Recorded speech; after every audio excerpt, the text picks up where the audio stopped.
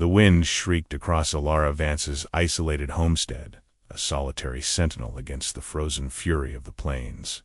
Decades of harsh living had etched sorrow onto her face, yet her gaze held the unyielding glint of tempered steel. But tonight, the quiet rhythm of her solitude would violently fracture. Two desperate shadows, bleeding secrets and defiance, were about to force a choice that would shatter her world or forge it anew. Alara's fingers, gnarled by time and toil, worked the last of the wool through the darning needle, stitching new life into a threadbare blanket. Outside, the world was a canvas of merciless white, the blizzard a vengeful god, roaring down from the unseen peaks. Her small cabin, tucked into a fold of land somewhere beyond the reach of civilization, felt like a ship tossed on an angry sea. The scent of simmering beans and burning pine mingled in the air, a small rebellion against the frigid assault. Alara Vance, a woman whose years had been measured in sunrises and sunsets over this unforgiving land, lived by rhythms as ancient as the wind itself. Widowhood had claimed her husband a decade past, a cruel fever that stole him as swiftly as a desert flash flood. Her children, two sons with eyes like their father's, had vanished into the gold rush haze years before, leaving behind only faded tintypes and a silence that had stretched across her kitchen table for far too long. She'd seen 47 winters on this homestead, each one a testament to her stubborn will, her quiet refusal to be broken. Tonight, however, felt different, the wind carrying a premonition heavier than snow. Her only companion, a scrawny hen named Henrietta, clucked softly from her perch by the stove, a feathered oracle mirroring Alara's unease. Alara pushed another stitch through the blanket, the simple, rhythmic motion a comfort against the escalating howl outside. Then, the world shattered. Not with the crash of thunder, but with a guttural groan that sliced through the blizzard's roar. A thump against the cabin wall, then another, heavier one. Alara's hands froze, the needle pricking her thumb. Blood welled, a crimson bead against the ivory of her skin. Fear, cold and sharp, coiled in her gut. A sensation she hadn't felt with such primal intensity since the night a cougar had stalked her last cow. The door, old and groaning, shuddered violently, then burst inward with a splintering crack. A gust of icy wind, thick with snow, swirled into the cabin, extinguishing the lantern on the table in a single, spiteful breath. Darkness swallowed the room, broken only by the faint glow of the embers in the stove.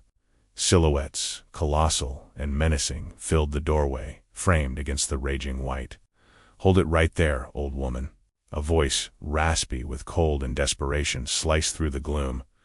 Alara, a wisp of a woman accustomed to the solitude of her own thoughts, did not scream. She stood, small but unbowed, by the stove, clutching the darning needle like a forgotten weapon. Two figures stumbled in, bringing with them the scent of pine, snow, and something metallic blood. They were men, but barely, their forms grotesque with the bulk of their torn, snow-laden coats. They were giants in the small confines of her home. One man, taller, broader, with a hat pulled low over his face, sagged against the doorframe, a ragged breath tearing from his chest. The other, younger, leaner, clutched a pistol in a hand stained dark with his own lifeblood. He swayed, his eyes, though obscured by the shadows, radiating a feral desperation. "Lantern," the younger one rasped, his voice trembling on the edge of collapse. "Light the damn lantern." Alara, her heart hammering against her ribs, moved with a slowness born of shock and survival. She fumbled with the lucifer, her hands surprisingly steady despite the tremors shaking her frame. The flame sputtered, then caught, casting flickering shadows that danced like specters across the rough-hewn walls. The light revealed them in their grim reality, two men. Outlaws, without question. Their faces were etched with the stark lines of hardship and violence, but also, disturbingly, with exhaustion and pain. The older man, who held no weapon, leaned heavily against the wall, a dark stain spreading across his shoulder, saturating the thick wool of his coat. Its breath came in shallow, ragged gasps. This was Cash, though Alara didn't know his name yet, only the grim certainty of a man on the brink. The younger, Silas, swayed in the center of the room, his eyes wild, his jaw clenched against a pain that must have been immense. A deep gash bled freely from his temple, and his left arm hung at an unnatural angle. "Don't move," Silas growled, leveling the pistol, though the barrel wavered precariously. His voice was hoarse, ragged, but the intent was clear. "We just need a place to hide, and some warmth, and something for this." He gestured vaguely at his bleeding temple. Alara looked from the pistol to the men, then to the gathering pool of blood on her worn pine floor. She was a frail woman, no match for them. Her mind, usually so clear and resolute, raced, tumbling through the frontier's grim folklore, tales of ransacked cabins, murdered homesteaders, of women taken and never seen again. This was it, the inevitable end that everyone who chose this desolate path faced sooner or later. Yet, as she met Cash's gaze across the flickering lamplight, she saw not pure menace, but a profound, almost desperate weariness. His eyes, dark as deep-water pools, held a flicker of something she recognized from too many hard winters, too many lonely nights. It was the look of a creature brought to bay, fighting for its last breath. A memory, sharp and unbidden, pierced through her fear. Youngest son Daniel lost to a late spring blizzard, his small hand frozen to the axe handle. She remembered the helplessness, the raw, visceral pain of watching life ebb away when there was nothing she could do. These men, for all their dangerous presence, were bleeding, stumbling, dying in her home. The decision, when it came, wasn't a reasoned thought, but an instinct, a deep, resonant refusal to let life perish on her land if she can prevent it. It was a stubborn, almost defiant act of compassion, born of a lifetime of seeing too much death. "Drop the gun," Alara said, her voice a reedy whisper, but firm, steady. "You're bleeding all over my floor. You'll be no good to me or yourselves if you pass out holding that thing." Silas blinked, momentarily stunned by her audacity, then swayed again, his grip on the pistol weakening. His breathing shallow, managed a faint, almost imperceptible nod to Silas. With a heavy sigh, the younger man let the pistol clatter to the floor, the sound shockingly loud in the tense silence. He slid down the wall, clutching his broken arm, a low moan escaping his lips. Alara moved then, not with fear, but with a sudden, purposeful resolve. She kicked the pistol away with the toe of her worn boot. "You'll need to trust me," she said, her eyes meeting Cash's, "and I'll need to trust you. You're to follow my rules. No trouble. No more blood on my floor. Understand?" Cash, his eyes half closed against the pain, managed a ragged whisper, a ghost of a nod. He didn't know it yet, but in that moment he had found something more precious than gold, more elusive than freedom. He had found a refuge. Alara knelt beside Silas, her small hands surprisingly strong as she ripped a strip of cloth from her apron, her medical skills crude, born of necessity and the unforgiving lessons of the frontier poultices for fever, rough stitches for goring wounds, whiskey for disinfectant and anesthetic. She poured a generous splash of the fiery liquid over Silas's temple, eliciting a sharp, choked cry. "This will sting," she murmured, her voice strangely calm, "but it will clean." As she worked, the raw reality of her choice settled over her. She was harboring outlaws, wanted men. A chill unrelated to the blizzard traced its way down her spine. The outside world, a world of lawmen and bounties, would not care for her quiet acts of mercy. But, for now, as the snow piled higher against her cabin and the outlaws drifted into unconsciousness, she tended to their wounds, the flickering lamplight a small beacon against the encroaching darkness. The weight of her decision pressed down, heavy and irrefutable, leaving her with the grim certainty that her life, and perhaps their lives, would never be the same. The days that followed blurred into a monotonous cycle of silence, pain, and Alara's unwavering care. The cabin, never meant for more than one soul, became an intimate, oppressive space. Cash and Silas, feverish and weak, spent their first week in a state of semi-consciousness, their moans and restless movements the only sounds breaking the rhythm of the blizzard outside. Alara moved between them like a phantom, her small frame a whirlwind of quiet efficiency. She changed dressings, applied compresses of snow-melted water, and spoon-fed thin broth, her touch surprisingly gentle, despite the grim set of her mouth. Initial interactions were minimal, fraught with the tension of unspoken questions and dangerous pasts. When their fevers finally broke, and their eyes, though still hazy, held more focus, their gratitude was a thing of stiff pride. "Thanks," Silas mumbled one afternoon, his voice raspy, his gaze fixed on the ceiling as Alara bandaged his healing arm. It was less a statement of appreciation and more a reluctant acknowledgement of an undeniable truth. Cash, always more reserved, merely offered a curt nod, his dark eyes following her every move, assessing, analyzing, ever vigilant. Alara, for her part, asked nothing. She spoke only in quiet instructions. Drink this, eat that, don't tear your stitches. Her stoicism was a shield, protecting her from the dark currents that surely flowed beneath their hardened exteriors. Yet even as she maintained her emotional distance, she saw the raw, visceral humanity in their pain. She remembered her husband's last days, the helplessness, the fading light in his eyes. Man was a man, regardless of the brand he carried. The outlaws, seasoned in distrust and violence, found Alara an enigma. She wasn't fearful in the way of other women they'd encountered, nor was she overly sentimental. There was a practicality to her, a weary resolve that baffled their expectations. They were accustomed to seeing fear or greed in the eyes of others, but Alara's held only a profound, almost ancient sorrow. As they regained strength confined to the cramped cabin, they began to observe her more closely.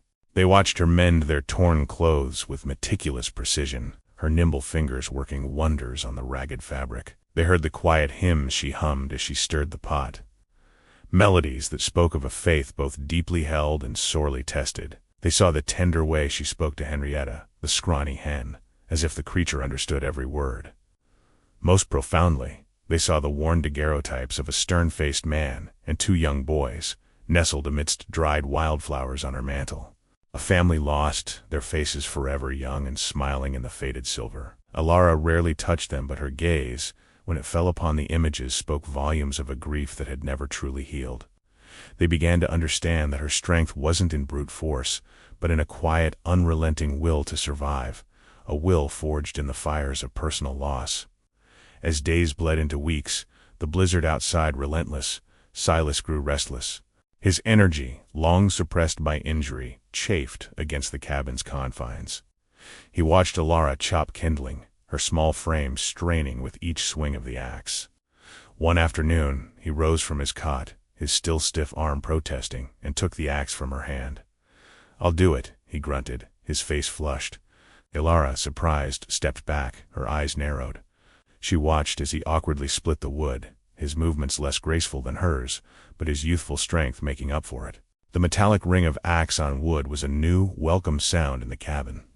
Cash, meanwhile, with a more discerning eye, noticed the persistent drip from a patch in the roof, a dark stain spreading on the ceiling. He saw the way Alara had placed a bucket beneath it, a silent acceptance of constant repair.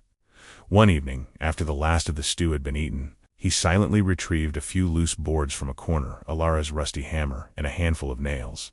Without a word he climbed onto the roof, the blizzard having temporarily abated enough for the daring feat. Alara watched from the window, her breath fogging the glass, as he skillfully patched the leak, his movements precise, practiced, betraying a surprising aptitude for honest labor. These were not demands from her, but spontaneous acts, born perhaps of a grudging respect, or simply a need to fill the aching silence of their confinement.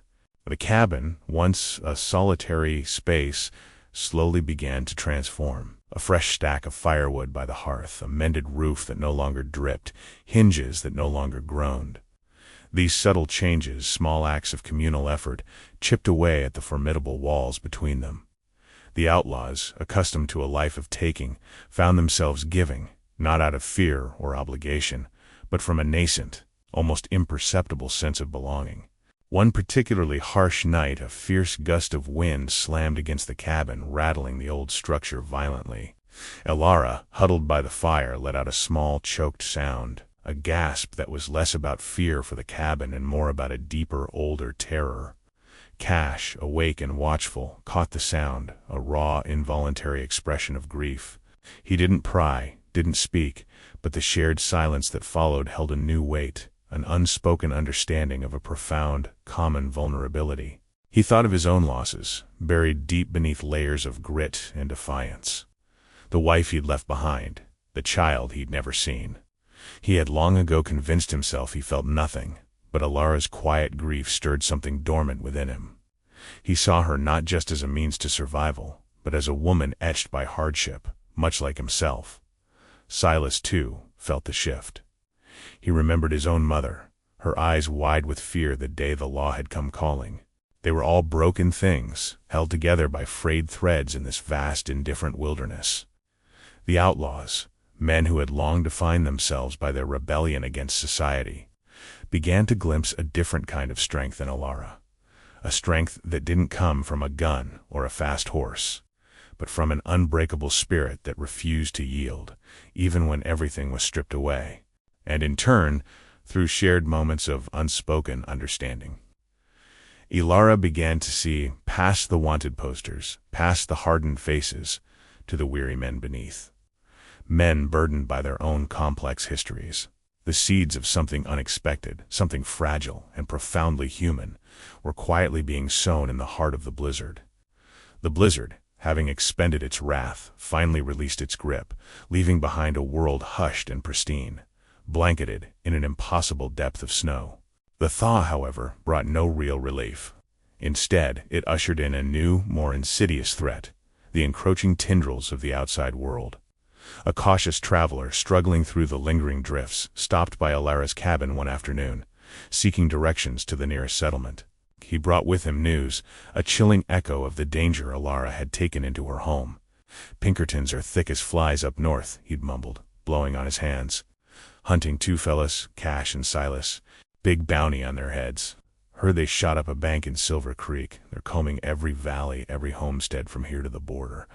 His words, delivered casually, hung in the air like ice crystals, sharp and deadly. Alara's heart seized, a cold knot in her chest. She offered him a cup of hot coffee, her face unreadable, her mind racing. The bounty, the descriptions, the casual certainty in his voice, it was all too real. Her sanctuary, painstakingly maintained for decades, was no longer isolated. The Outlaws' past was closing in, a tightening noose. After the traveler left, his tracks soon swallowed by the wind, Alara watched from her window as a distant plume of smoke snaked skyward, far across the valley. Too deliberate for a brush fire, too straight for a common chimney. It spoke of a methodical search, of men with purpose. Later, she found a strange boot print near her spring, distinct from her own, or the Outlaw's. Too clean, too precise. It belonged to no hunter or prospector she knew. These small, unsettling signs were like tremors before an earthquake, heightening a pervasive paranoia that now clung to the very air inside her cabin. Cash and Silas, their senses sharpened by years on the run, felt the shift immediately. Their easy camaraderie, recently forged, dissolved into a wary vigilance. They became hyper-alert, their eyes constantly scanning the horizon, their movements stealthy and guarded. They set up makeshift watch posts, hunkering down for hours in the bitter cold, their rifles cradled in their hands. Silas, with a grim determination, fashioned crude traps from saplings and rope around the perimeter, a silent declaration that their haven would not be easily breached. The escalating external threat inevitably ignited internal conflicts. Alara, her peaceful existence shattered, grappled with the escalating danger. She looked at the faces of the men she had saved, men who were now the architects of her impending doom. The risk to her life, her home, her hard-won peace, stood in stark contrast to the unexpected solace and companionship they had brought. She had nursed them, fed them, found a strange, deep connection with them. Now, that connection threatened to consume her. The Outlaws, in turn, felt the oppressive weight of their presence on her. They saw the fear, unspoken but evident in her eyes, though she never faltered in her care.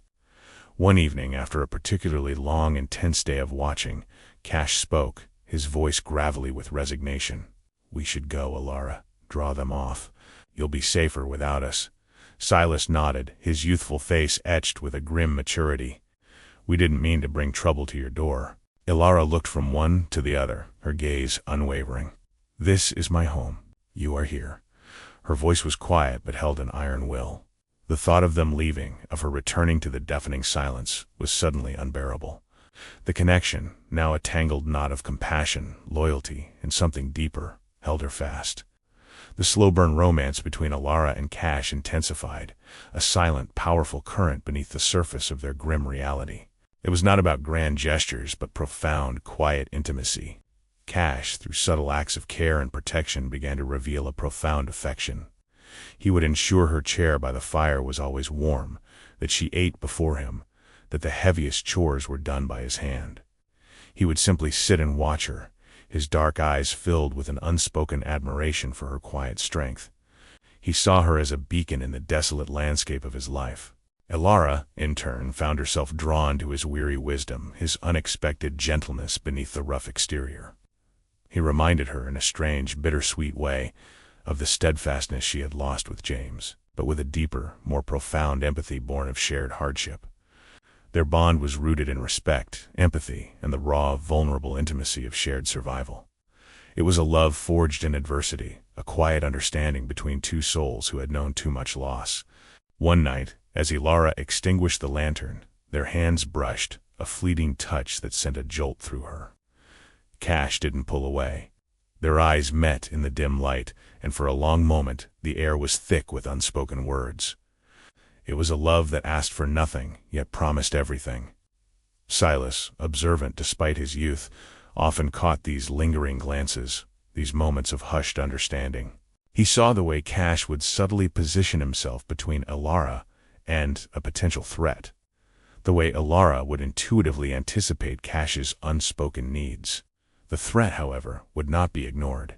A few days later, a distant bugle call echoed across the valley, sharp and clear against the morning chill. It was the distinct sound of organized law, a sound that brought an immediate, chilling halt to all movement around the cabin. It confirmed their worst fears. This wasn't a lone sheriff or a bounty hunter. This was a coordinated force. It forced them to acknowledge the fragile peace they'd built and the threat of its imminent destruction.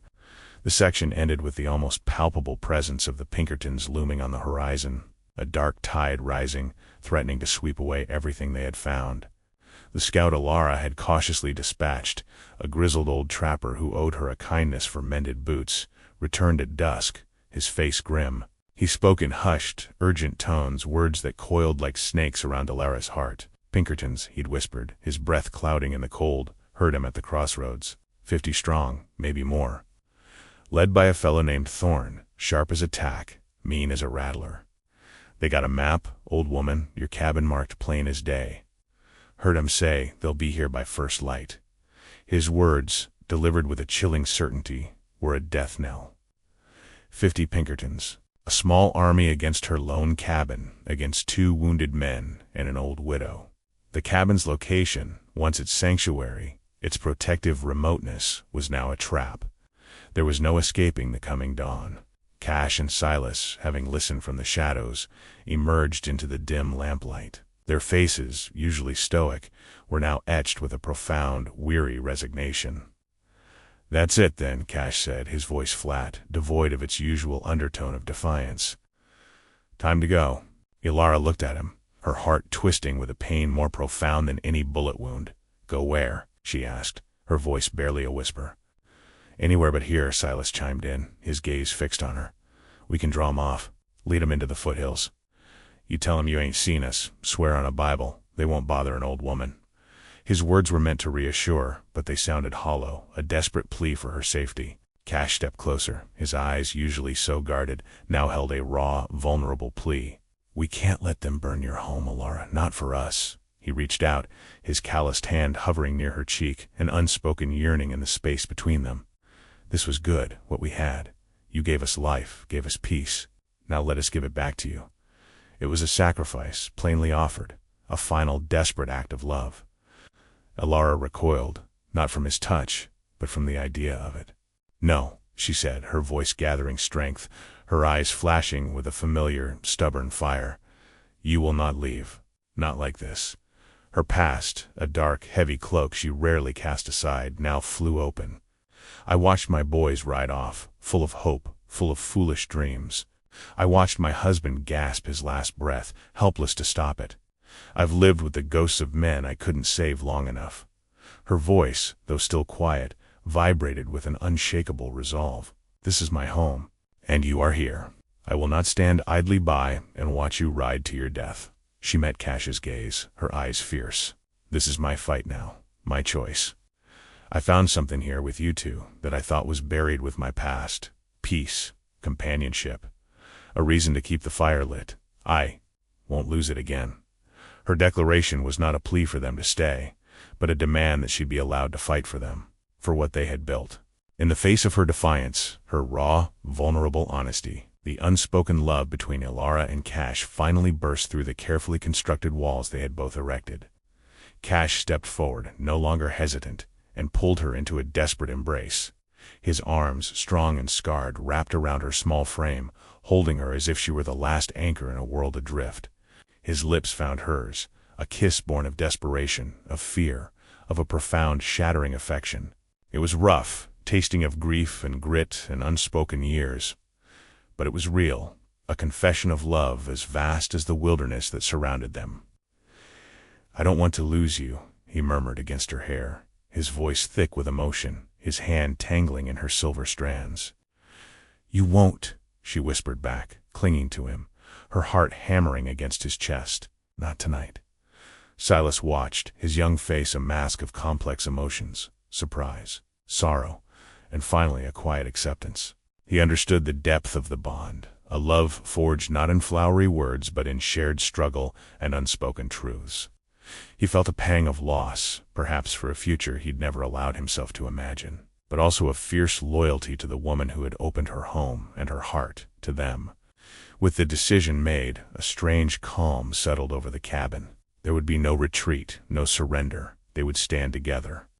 Elara moved with a renewed sense of purpose, her mind sharp, pragmatic. "We'll need to make this cabin a fortress," she declared, her eyes scanning the familiar walls, suddenly seeing them anew, not as a sanctuary, but as a battleground. They worked through the night, a silent, grim trinity. Elara's knowledge of her home, of every loose board, every creaking joist, combined with the Outlaws' tactical experience, formed a formidable plan.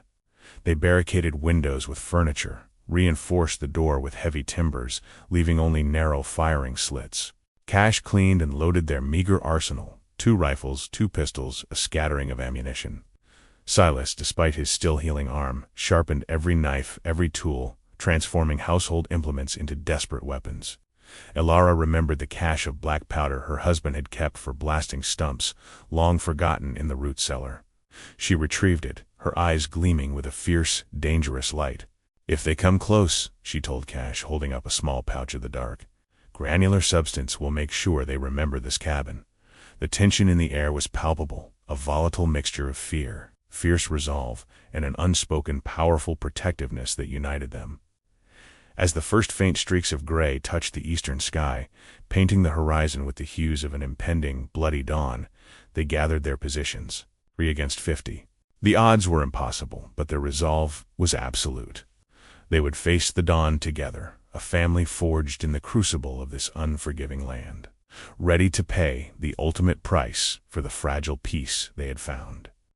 The first rays of dawn, pale and hesitant, crept over the snow-covered hills, illuminating the grim tableau. Below, like a dark, creeping tide, stretched the formidable force of 50 Pinkerton agents.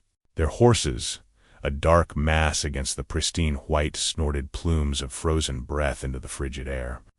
Rifles glinting, catching the nascent light, a stark, metallic warning. The small, isolated cabin, dwarfed by the surrounding wilderness and the overwhelming presence of armed men, stood defiantly, a fragile island against a sea of overwhelming force. At the head of the Pinkertons rode Agent Thorne, a man whose reputation preceded him like a cold wind. His face, lean and severe, was framed by a meticulously trimmed mustache. His eyes, sharp and unwavering, scanned the cabin with the practiced precision of a predator. He was a man of absolute law, utterly devoid of sentiment. He raised a gloved hand, and the thundering silence of 50 men fell upon the valley. "Elara Vance," Thorne's voice, amplified by the morning air, cut through the stillness like a knife. "We know you harbor Cash and Silas wanted men. Surrender them now, and no harm will come to you or your property." A beat of silence.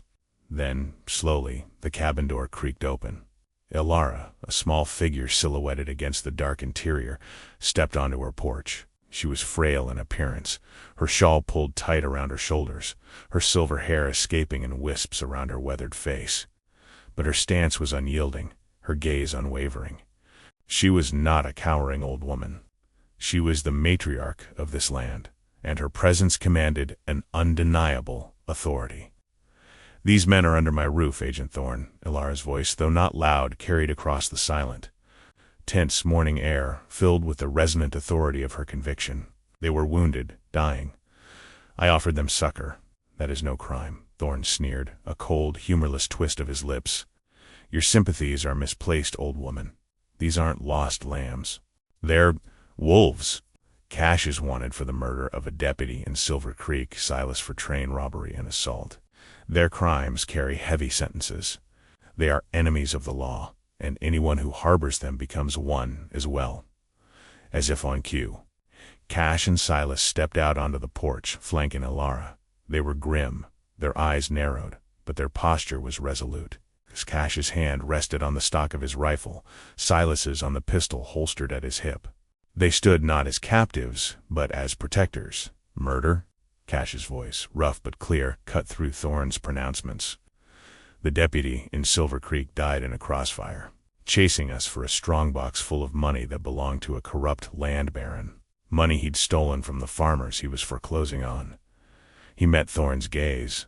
Silas only robbed the train after his family's land was taken, after his sister was left to starve. We're outlaws, yes, but not without reason. His words, while confirming their wanted status, also subtly shifted the narrative, hinting at a nuanced past far more complex than simple villainy. The Pinkertons, hardened as they were, exchanged uneasy glances. Thorne, however, was unmoved. Motives don't change facts, outlaw. You broke the law. Now you pay the price. He gestured to his men. Surrender now, or we take you by force. The old woman will be arrested for obstruction and harboring fugitives. This is my home, Agent Thorne, Alara declared, stepping forward, her gaze unwavering. This is sovereign ground. I nursed these men back to health, under my own roof, with my own hands. The laws of hospitality are older than any badge you wear. She paused, her voice rising slightly, carrying a surprising weight of moral indignation. Are you so blind to decency, so consumed by your chase, that you would desecrate a homestead for a bounty? Is this the justice you represent? The confrontation became a tense psychological battle, Alara's unwavering moral stance against Thorne's rigid adherence to the letter of the law. The Pinkertons, a wall of silent armed force, stirred uneasily. Her quiet courage unnerved them, chipping away at their professional detachment. Just as Thorne's face tightened, his hand beginning to move towards his sidearm, a new sound cut through the air. Hoofbeats, fast and approaching from the south. A single rider, then two, then three.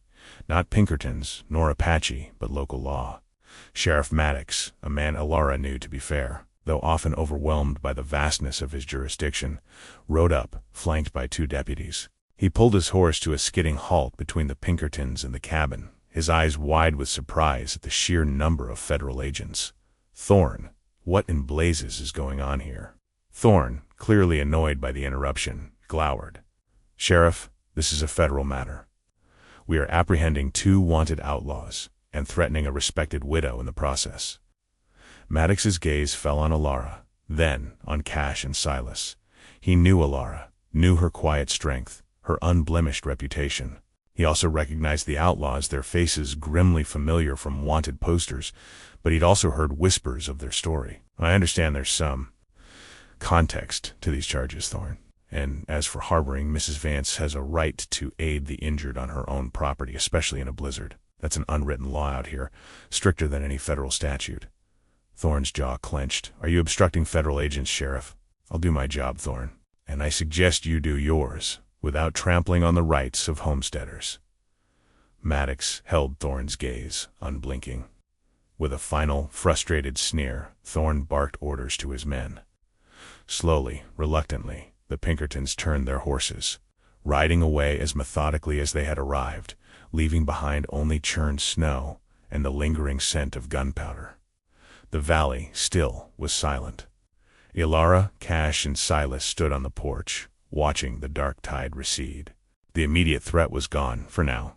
The cabin, though still weathered, now stood transformed, not just a structure of wood and stone, but a symbol of defiance and unexpected love. The 3 of them, a chosen family, survivors who had found acceptance and love in the most improbable circumstances, had stood together against the storm, both natural and man-made. The bond between Alara and Cash, solidified by fear and shared resistance, was irrevocably affirmed, not just through words, but through the profound, shared act of defiance. The future was still uncertain, painted on the vast wild canvas of the frontier, but they would face it together.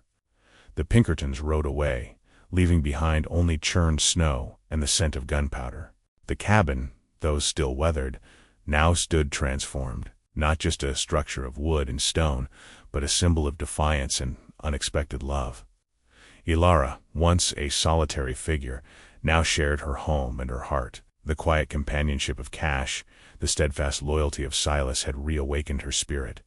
The frontier, a force that had once stripped her bare, had ultimately given her a gift beyond measure, a chosen family, a purpose, and a love that had defied all odds. They knew their future was uncertain, painted on the canvas of a wild, unforgiving land. But standing together, bound by respect and an earned affection, they faced it not with fear, but with the quiet strength of those who had found their true worth, not in what they possessed, but in what they dared to protect.